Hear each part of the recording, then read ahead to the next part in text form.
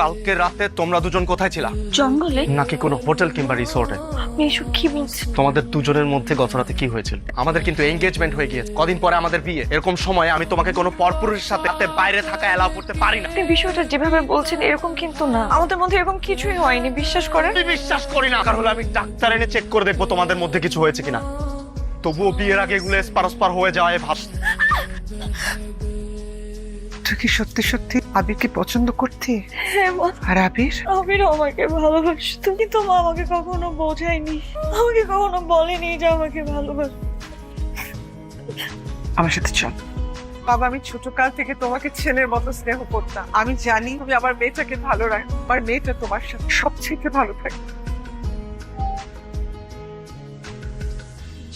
Aunty, আপনি কি পাগল হয়ে গেছেন? কি বলছেন আপনি এসব? আমি একদমই পাগল হই রাজীব, আমি তোমাকে পছন্দ করি না। তোমার থেকে আমার মন উঠে। তুমি আমার মেয়ের সাথে যে আচরণ করেছো, তুমি কি করে আশা করো তোমার মেয়ের সাথে তোমার বিয়ে দেবো?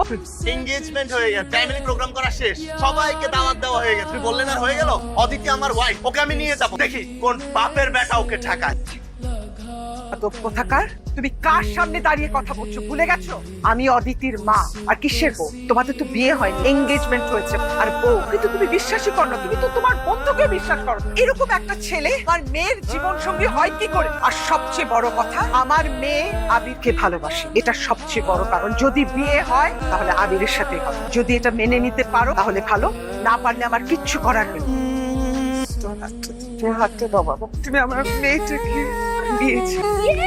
দিলওয়ালে দুলহানিয়া লে যাएंगे।